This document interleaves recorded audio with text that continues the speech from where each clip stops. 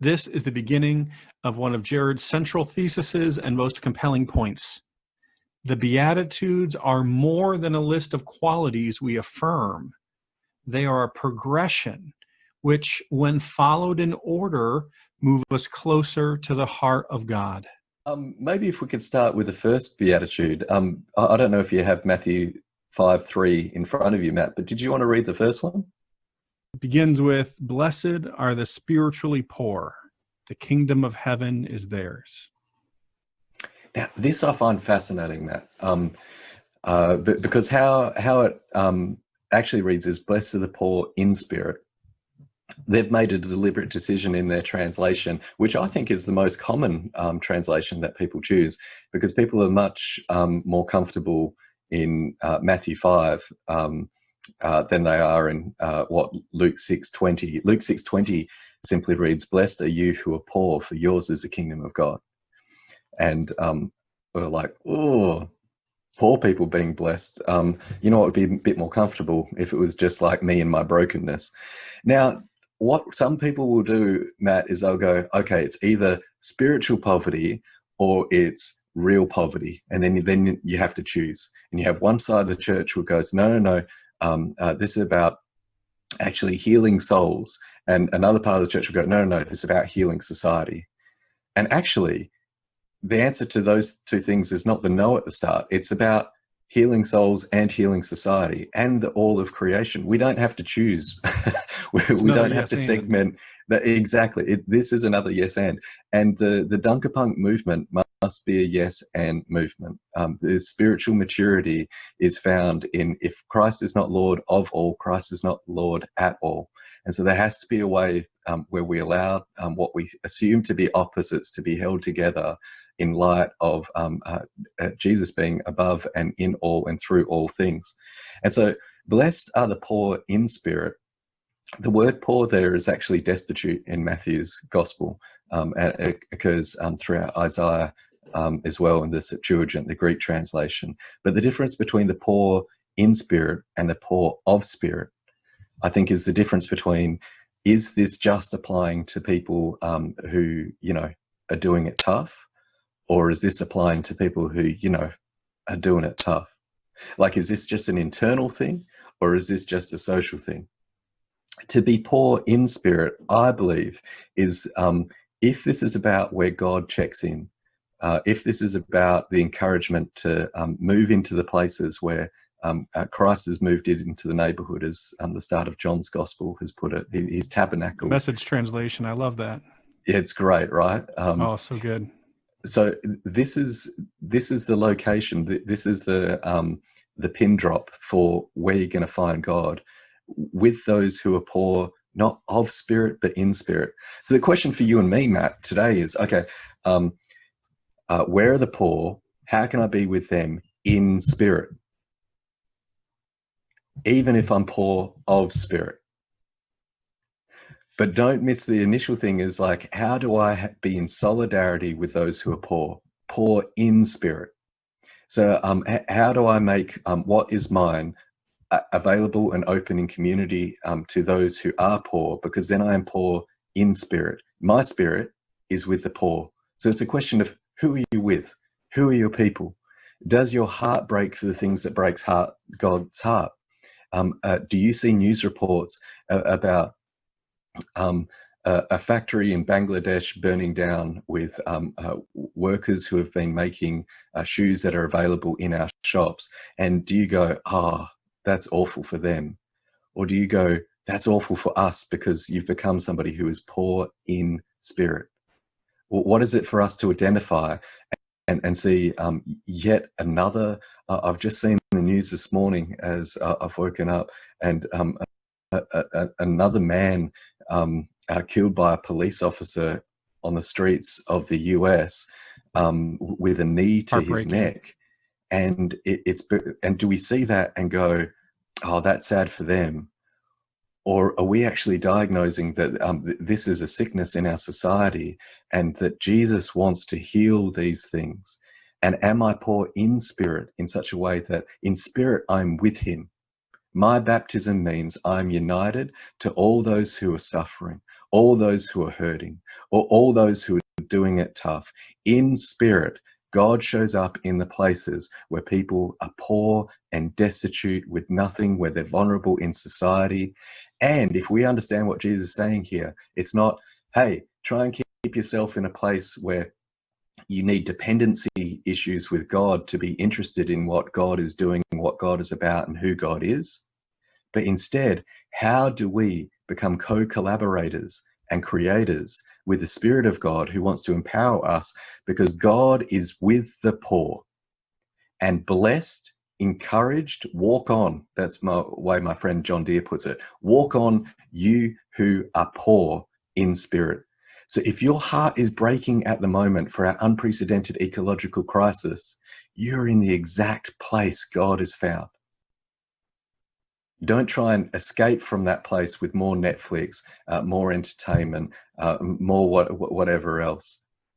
Instead, find where God is in those places and know you're blessed. So when people say to me, Matt, so is it Matthew 6:20, blessed are the poor, or is it is it Luke 6:20, blessed are the poor, or is it Matthew 5:3, blessed are the poor in spirit? My answer is yes. We have to be a both and people, but realize that poor in spirit means that in your drug addiction, even if you're in a wealthy family, you are not playing that off against the poor. The pain that you are feeling during this moment, where it's easier to numb out in rich neighborhoods than it is to open your heart, is the same pain that people in poor neighborhoods are feeling. And one of the things that the Spirit of God wants us to do in this moment in history is connect those pains together and realize we're in this together. Am I in spirit with the poor, with the destitute, with the hurting? Because that's where God is. And do I want to be found where God is? Because Christ is amongst those who are destitute, hurting, and poor. And my pain in those places is not written off or not important, but is actually connected to the larger pain of the birth pangs of God's new world in terms of Romans 8. In solidarity, grief might turn into the grace of a joy that becomes an energy to be on the streets, continuing to work for change, continuing to hold an imagination up and saying that the world that God imagines is possible. And in doing so, we will find ourselves comforted by those who we're shoulder to shoulder, whether it's in worship on a Sunday, or in a soup kitchen on a Monday, at a protest on Tuesday, doing a book study, learning on a Wednesday, around a table on a Thursday. As we build community and our weeks start to look like solidarity with those who are poor, and then our heart breaking as we mourn, we will find ourselves comforted in communities that don't want to numb us out, but actually want to allow the heart to break so God's love can flow through it. So in that, in mourning, realize that one of the things that next comes up in verse 5 is the encouragement, blessed are those who are meek. What often happens to our grief is that we'll encounter our anger. And Anabaptists, Matt, we're not always great at actually saying there's a place for anger. The New Testament talks about in our anger, it's been do not a struggle sin for me in my life. with us. Really pray the Psalms is that the laments must become the music to which we can acknowledge all our human experience and see it as being worthy of bring to worship. And there's an energy that comes out of lament. There's a reason why the psalmist talks about while grief lasts for the night, joy comes in the morning. If we don't numb that pain, if we actually open to that pain and allow it to flow through us, not stop with us, but actually give it over in prayer, in worship, express it, we'll find ourselves in initially small and then larger communities of people who know how to express what is going on for those who are under the boot, those with their backs against the wall, those who movement is in solidarity with the poor, with those who are suffering, with the destitute. As your heart breaks, don't hang on to it as if it's your responsibility.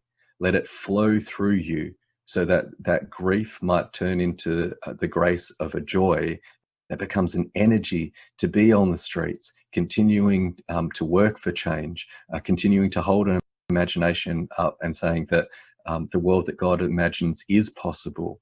And in doing so, we will find ourselves comforted by those who we're shoulder to shoulder, whether it's in worship on a Sunday, or in a soup kitchen on a Monday, at a protest on Tuesday, doing a book study, learning on a Wednesday, around a table on a Thursday.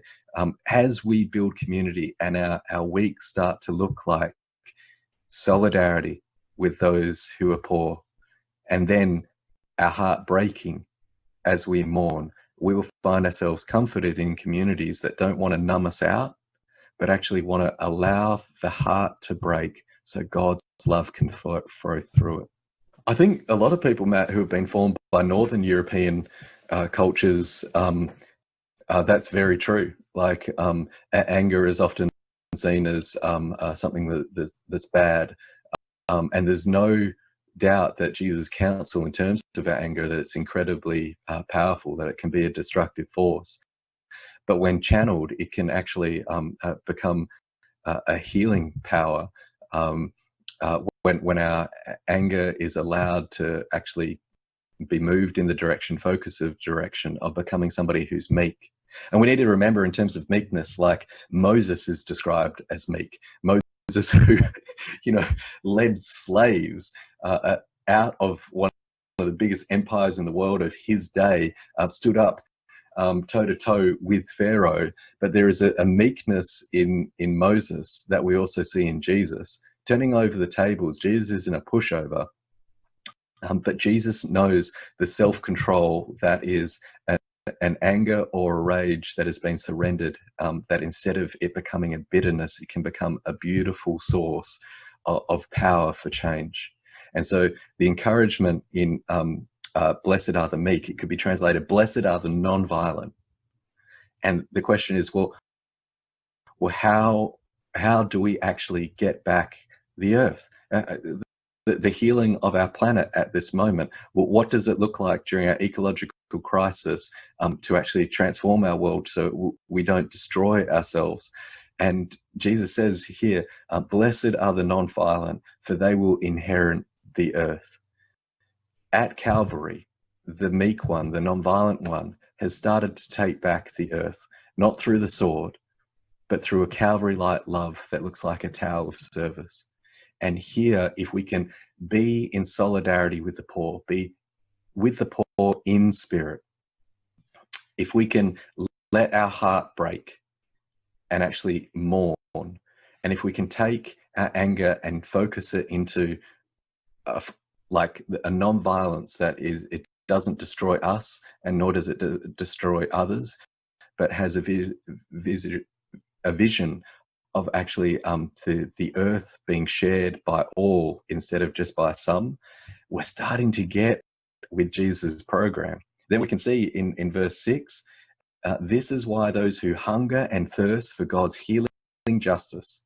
And I know in some translations, what word do you have there in verse 6? I have a couple translations up. It looks like the Voice goes with the standard hunger and thirst for righteousness. Is what the NRSV does as well. And those of us who are Hispanic who are listening would know that in Spanish, the word there is simply justice. Like the word justice and righteousness that we differentiate. And in English language, we tend to think of righteousness as a personal reality. Maybe we need to talk about social righteousness. And personal justice, just to surprise ourselves with the scope of what Jesus is talking about here, is that if we hunger and thirst, if our very desire is for healing justice, is for the kind of justice that Jesus does, we will be filled. But if we fill ourselves on the flesh pots of fast food, both food and spirituality, that is so sugar-rich spirituality and such a large fat content that it lulls us to sleep, that instead of being with the poor in spirit, we're quite comfortable amongst the wealthy without any call that actually this isn't ours, this is to be shared. If we become hard of heart instead of blessed are those who mourn, if we become, instead of meek, if we become rigid and unwilling to move and get with God's nonviolent program, and if we have no hunger because we're constantly satisfied on the flesh pots of larger cultures, just comfortability with the way things are, we won't be filled. There'll be no sense of I'm living my purpose. And if DunkerPunks want to find what they're here for, follow Jesus. Our vocation is found as we follow Jesus. Once we do the general stuff that's for all of us, let our yes be yes, live lives of sexual integrity, to love our neighbors and love our enemies, to not pray on street corners, but be people of prayer in private, to be people whose left hands don't know what their right hands are doing, because we're constantly giving in ways that protect the dignity of those who don't have. Once we become people like that, you will find your particular thing. You'll find that, oh, actually, I have this business idea that is going to be a blessing because I'm getting in on the very places that God says he's checked into and are blessed. Oh, I'm going to teach, but instead of teaching be merely about a paycheck, it now becomes a ministry. These are the things that we find our vocation, our calling, as we realize we're called to follow Christ. Justice.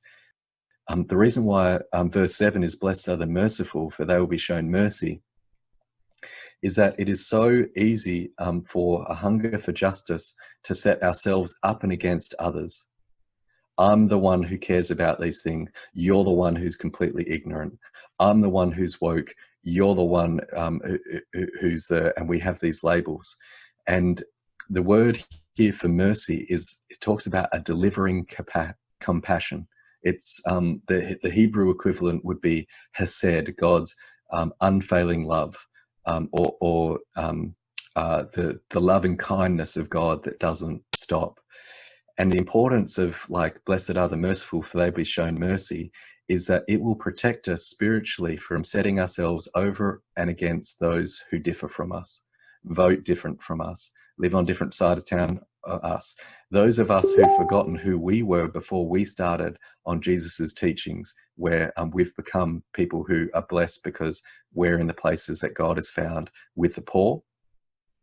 If we forget that we haven't always stood there, we will think that's because of our goodness instead of God's goodness.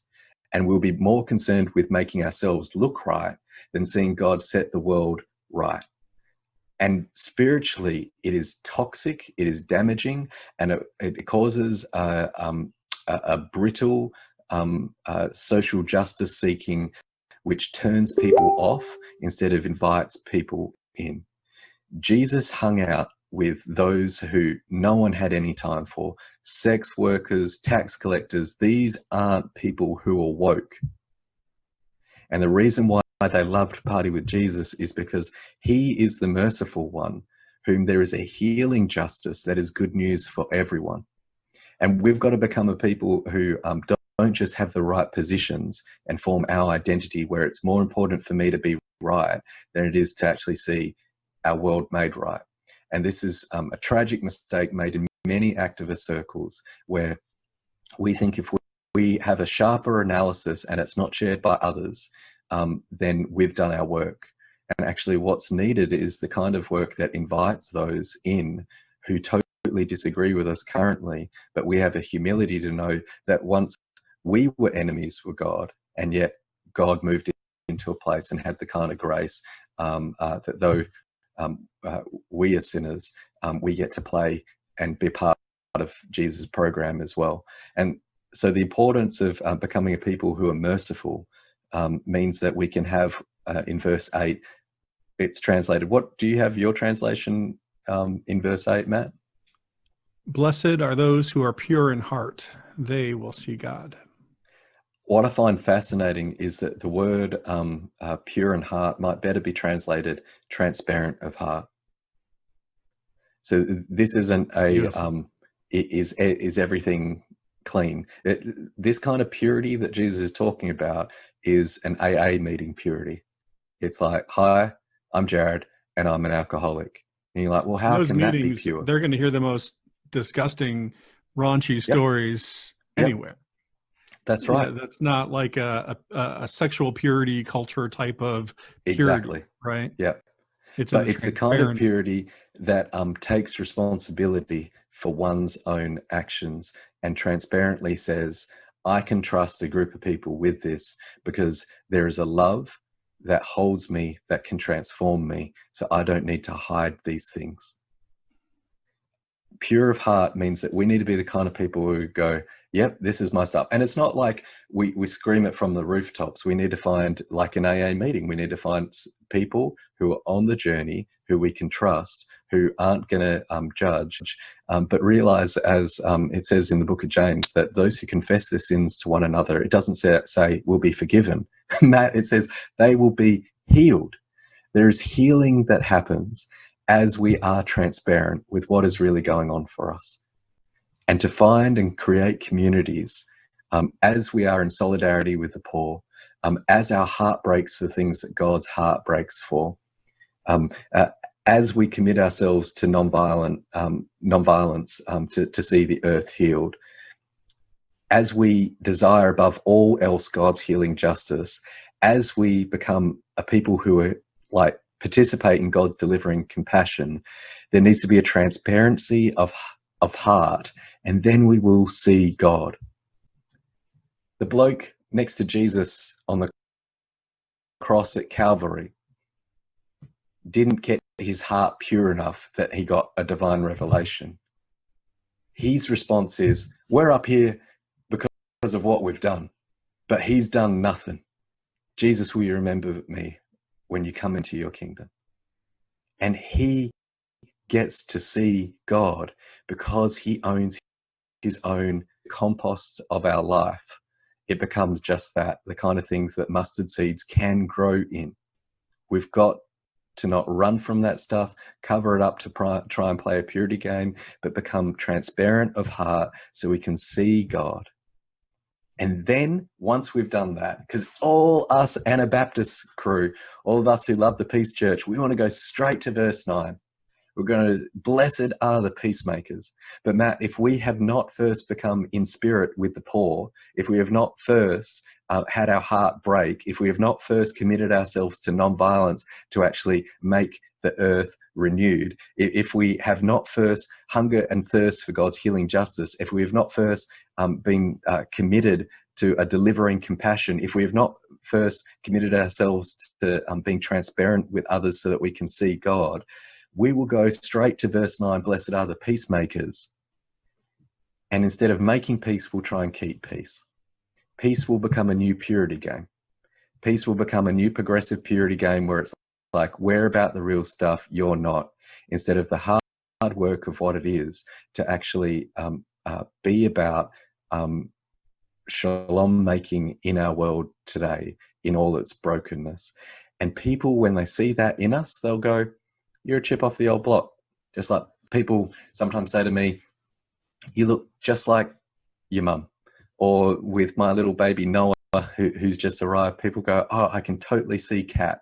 In the same way, when we are peacemakers who are found in solidarity with the poor, whose heart breaks, who hunger and thirst for healing justice, committed to nonviolence, transparency of heart, are people who are merciful, then people will go, I think I know what you mean when you talk about God. I think you're like a child of God. This can't be a movement where we set ourselves up and against others. This has to be a movement for others, including those who don't think this movement is welcomed in on their horizon.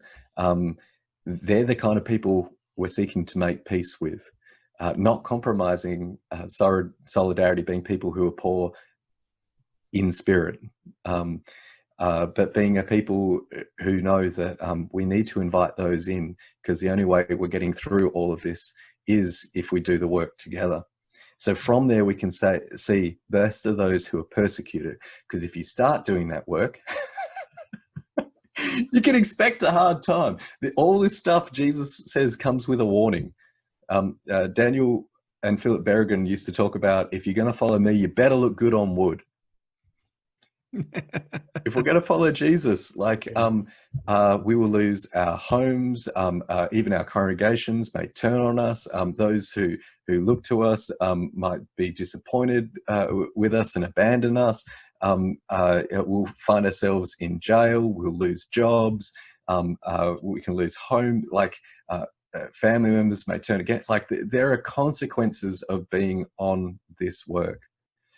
But we do it from a place of meekness, transparency of heart, taking part in delivering compassion, in solidarity with those who are suffering.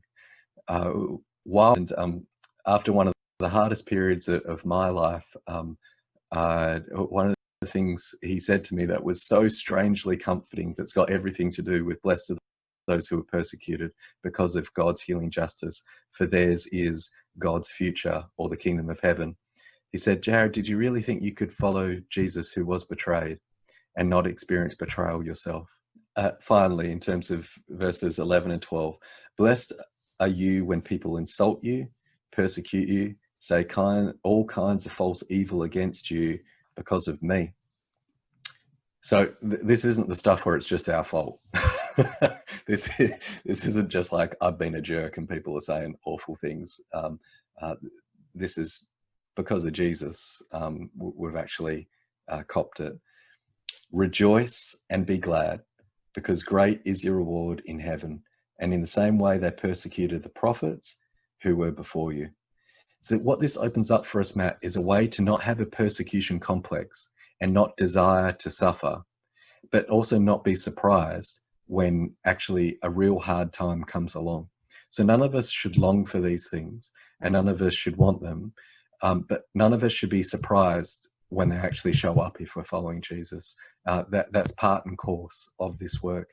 Then we can hear the call to let your light shine. Then light can shine. Then we can be salt and light, because we're found where God is, in the blessing of standing in the place where we go on this beatitude journey of becoming beautified people, in witness that God will beautify the whole world. That, for me, is the DunkerPunk revolution. That's what we were dunked into in our baptisms, and that the punkness of all of that is being a people who are found in those places where God is found, not making it about us, but getting on with everything that is about him. I am inspired and encouraged to continue to be formed, to not short step any of these steps that I think we're all continually going through, but to continue to go through them. As we wrapped up our time together, Jarrod and I talked a little bit about how understanding this progression might help us to understand even the text which follows this passage, a section encouraging salt to remain salty. It reads in verse 13, just after the Beatitudes, "You are the salt of the earth, but if the salt loses its saltiness, how can it be made salty again?" But then it tends to after be that separated. whole progression, you can keep going to, once you've been persecuted, once you're glad for your reward, now you're the salt. Don't lose it. But we divide it up, and then we're like, oh, no one's interested in our salt, or how salt loses its saltiness. Salt loses its saltiness by not actually being people who are found in those places. Yeah. It's amazing. I think that's always been my question. I can preach on stay salty in like a funny kind of, but I don't know what that means. What do I mean? I could like invent a couple things as a preacher, because that's what we do, but it's almost beyond the text. But like, you've recovered the textual meaning for me is, I just told you how to stay that way, do all these things. Blessed are the poor in spirit, for theirs is the kingdom of heaven. Blessed are those who mourn, for they will be comforted. Blessed are the meek, they will inherit the earth. Blessed are those who hunger and thirst for righteousness, for they will be filled. Blessed are the merciful, for they will receive mercy. Blessed are the pure in heart, for they will see God. Blessed are the peacemakers, for they will be called children of God. Blessed are those who are persecuted for righteousness' sake, for theirs is the kingdom of heaven. Blessed are you when people revile you and persecute you. And now you are the salt of the earth.